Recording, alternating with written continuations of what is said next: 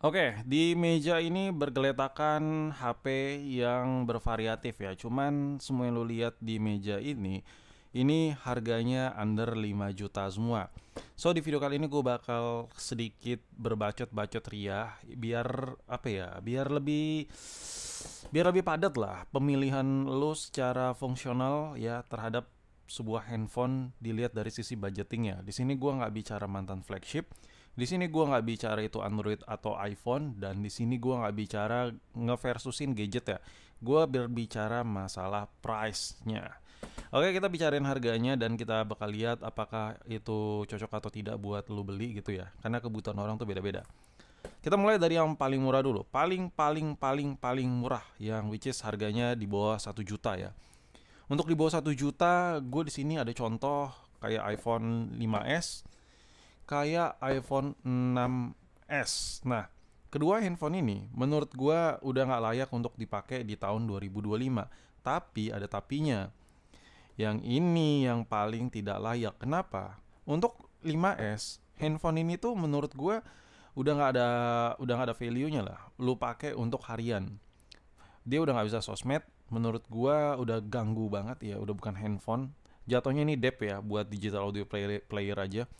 Terus yang kedua baterainya kecil banget ya. Yang ketiga kalaupun lu cuman kayak nonton YouTube via browser ya atau apapun itu yang ada visualnya, baterai cepat ngedrop karena ini kecil banget ya, masih main di angka ribuan mAh, masih main di angka seribuan mAh, masih di bawah 2000. Jadi menurut gue too small ya kapasitas baterainya. Jadi lupakan, forget it ya. Dan masalahnya handphone kayak gini entah kenapa masih banyak yang nanya, "Bang, lu jual nggak iPhone 5s gitu?" ya. Banyak banget tuh yang mampir ke online shop gue, ke toko online gue, nanya 5S ini. Heran gue, dipakai buat apa anjir kayak gini. Gue emang sering bahas HP yang murah, tapi ya nggak segini juga. Kalau jujur ya, kalau handphone itu udah nggak terlalu worth it dipakai, dan ya apps pun udah nggak bisa banyak di download kayak basic kayak WA, kayak sosmed yang biasa kita pakai, e-commerce yang biasa kita pakai kayak Tokped, Shopee dan lain-lain. Itu gue bakal malas nge-reviewnya, ngebahasnya cu. Ya hanya sekali aja, nggak intens. Jadi menurut gue kalau lu beli iPhone 5s tahun 2025, forget it ya, ini nggak layak sama sekali. Nah, masih di kasta di bawah 1 juta, masih di harga ratusan ribu. Menurut gue ini yang paling basic yang bisa lu ambil di tahun 2025. Kenapa? Karena handphone ini tuh nawarin sesuatu hal yang nggak lebay, tapi lu masih bisa ngerasain experience, oh gini toh ekosistem Apple. Nah, lu masih bisa rasain di 6s. Mungkin buat kalian atau buat teman-teman di luar sana yang budgetnya terbatas tapi pengen nyoba pakai iPhone, meskipun mulai dari ala-ala karena harga terlalu murah dan masih ada home buttonnya, belum wireless charger, dan kamera masih sebiji, masih di 12 megapiksel, nggak apa-apa, lu sikat aja 6s, nanti kumpulin duit, abis itu langsung ke iPhone berikut ya. Tergantung rezeki ya kan. Tapi lu harus sadar diri kalau lu beli iPhone 6s ini nggak terlalu oke dipakai yang terlalu berat ya. Jadi lu harus mungkin ya bang, gue coba pakai iPhone tapi mulai dari yang murah-murah dulu. Nggak apa-apa kalau itu mungkin dijadiin buat HP kedua, nggak masalah kan. Next, masih di bawah 1 juta. Nah, ini dia. Ini Itel A70. Ini adalah salah satu jagoan neon yang menurut gue paling the best ya, paling the best sih. Dibandingkan yang di bawah kasta di bawah 1 juta, misalnya kayak let's say kita bisa bilang kayak Redmi dari Xiaomi yang Redmi 10C punya, ya ini menurut gue nggak terlalu worth it kalau kita bandingkan dengan Itel ya. Yang pertama ya, kenapa gue suka banget HP di bawah 1 juta yang satu ini? Lo bisa lihat di sini ada tulisan source 2 lah apa. 12 GB RAM-nya dan storage-nya 64. Peduli setan masalah RAM gede, tapi intinya at least ini dikasih yang serba gede storage ya. Dan ini untuk pemakaian yang malas nge-close apps, suka banyak-banyak foto, file-file gak jelas gitu ya kan, malas ngapusnya. Nah, handphone ini cocok deh. Tapi bukan pemakaian yang berat ya. Ini handphone cocok banget. Namanya HP di bawah 1 juta, otomatis ya tau lah real kapasitinya berapa gitu, klimaksnya gitu performanya. Dan ini kalau dipakai daily enak banget anjir. Tapi buat HP kedua atau HP ketiga ya, nih. Gue yang paling suka tuh warnanya warna gold cuy. Nah, anjay.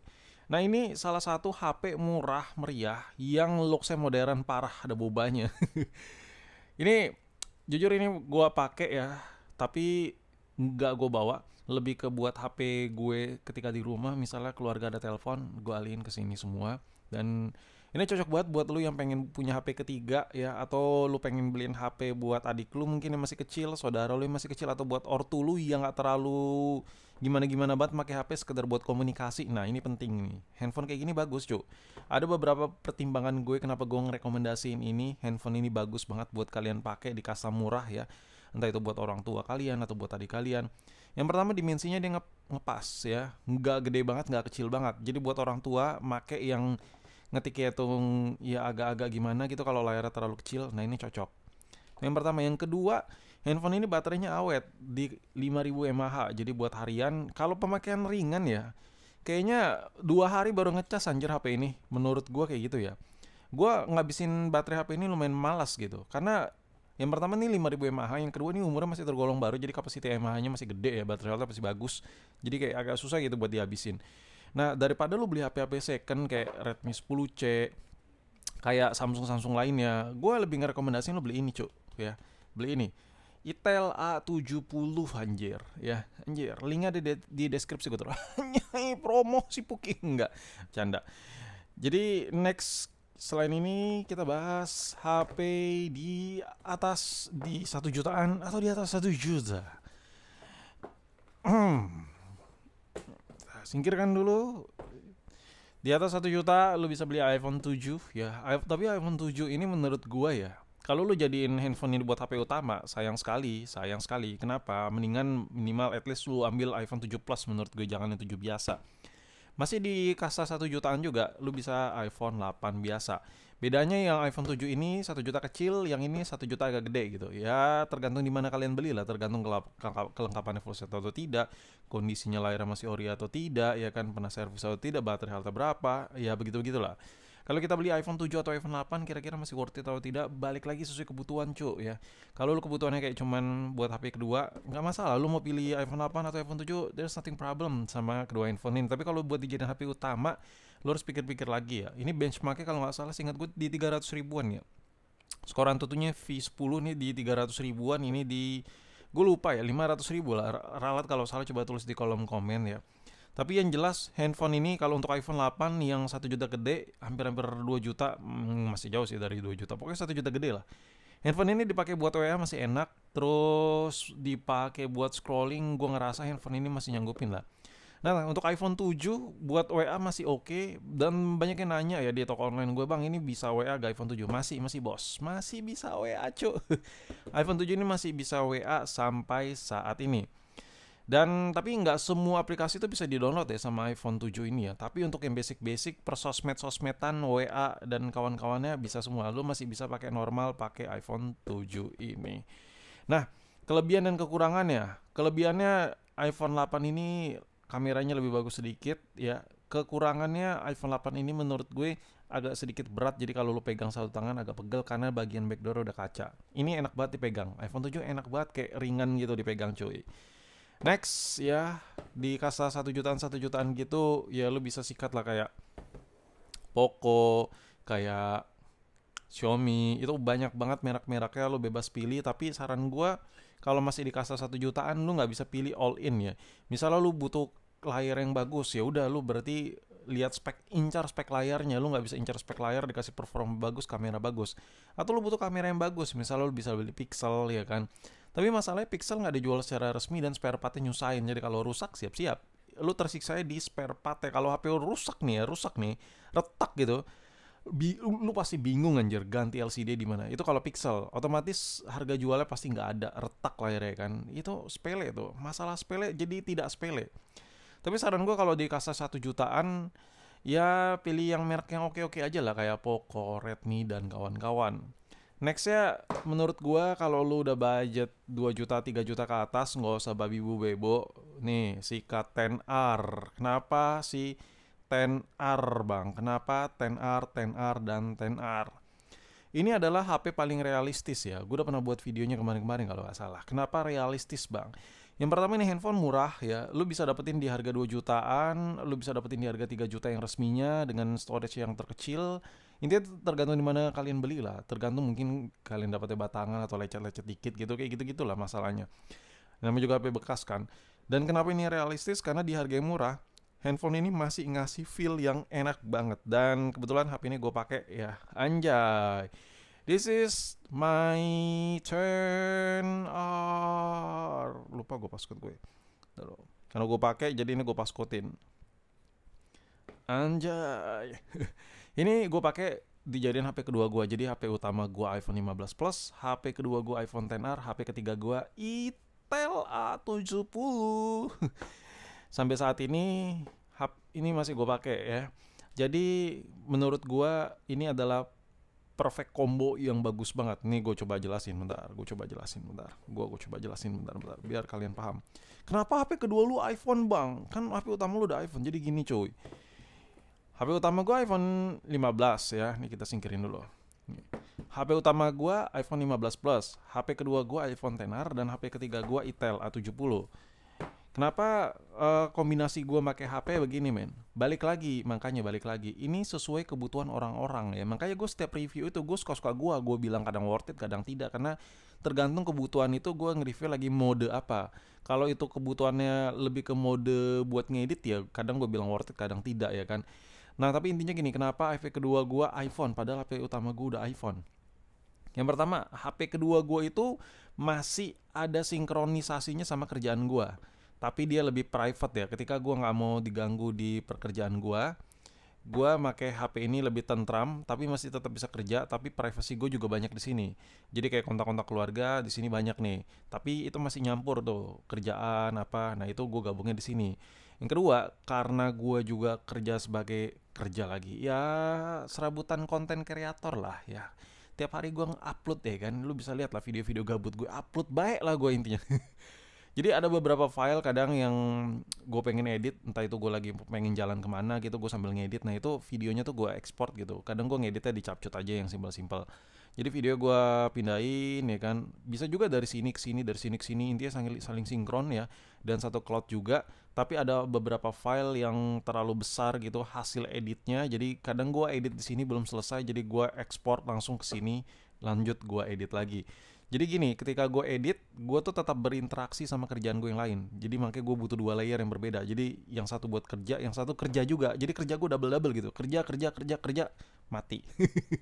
Intinya gitulah. Makanya HP kedua gue sekarang iPhone. Sebelumnya Android ya. HP kedua gue pernah Poco X6, Poco F5, ya gitu-gitulah. HP yang bench pakai 1 juta semua antutunya.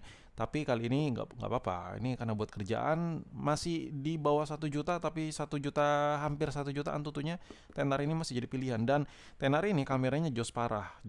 Kameranya masih bagus banget. Jadi gue masih bisa mengandalkan kamera ini ya. Gue masih bisa mengandalkan kamera ini seandal-andal mungkin, cu. Ya gue udah sering bilang ya.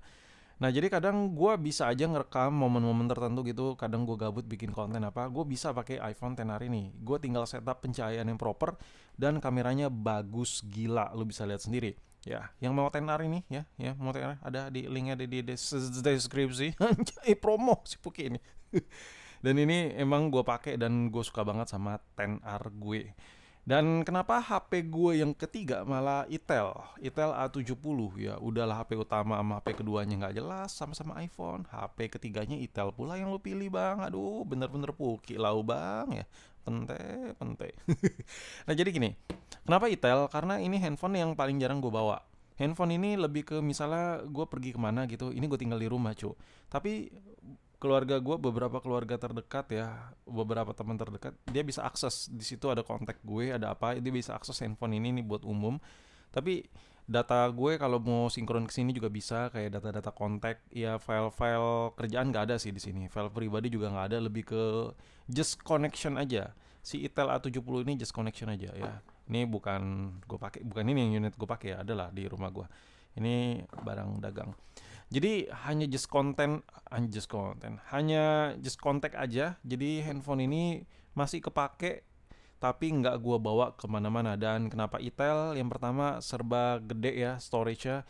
RAM-nya 12 GB, 64, bisa ditambah plus ya. Jadi gua nggak terlalu peduli masalah storage, apalagi hanya buat sekedar nyimpen kontak ya, data-data yang berhubungan sama nomor-nomor aja. Dan ini pilihan paling the best. Dan kadang kalau HP gua lowbat nih ya, keduanya lowbat lagi di rumah, kadang gue tetap menonton YouTube ya. Gua pakai si Itel A70. Itel A70 gue ini nggak ada sosmed, nggak ada kayak apa ya? Iya buat scroll gitu nggak ada. Hanya just YouTube aja di A70 ini, dan gua seneng banget pakai ini buat dijadiin HP ketiga gue. Dan kalau dipikir-pikir, workflow gue sangat bagus ya. Gua tuh nggak kayak orang-orang di luaran sana yang harus pakai iPad. iPad gue kagak gue pakai dan gue kasih orang. Terakhir beli iPad Air juga udah gue jual ya kan, dan MacBook juga kagak kepake dan gue kasih orang ya. Dan menurut gue kerjaan gue tuh nggak terlalu berhubungan sama digitalan kecuali konten gue ini, makanya gadget yang gue pakai nggak terlalu too much. Yang penting mobilisasinya tuh gampang sekali dan workflow gue bagus, karena setiap orang kebutuhannya berbeda-beda sekali. Tapi beda cerita kalau kerjaan utama gue cuman konten kreator. Tiga device ini sangat kurang ya, bahkan harus ditambah sama laptop buat ngedit yang lebih proper dalam jangka yang banyak video gue. Dan lu bisa lihat ya, gue upload video banyak cuman simpel-simpel parah kan. Dan yaudah, ini sekedar bacot-bacotan gue mengenai perekomendasian HP dari ratusan ribu sampai harga 3 jutaan. Ini jatuhnya ini nggak masuk ya. Ini gue lagi cerita masalah HP yang gue pakai. Dan kalau ada yang pengen lo tanyain, lo bacotin aja, tulis di kolom komen. Mungkin teman-teman ya yang lagi nonton di luar sana bisa bantu balas komen ya. Dan yaudah, sampai jumpa di video berikutnya. Peace boy.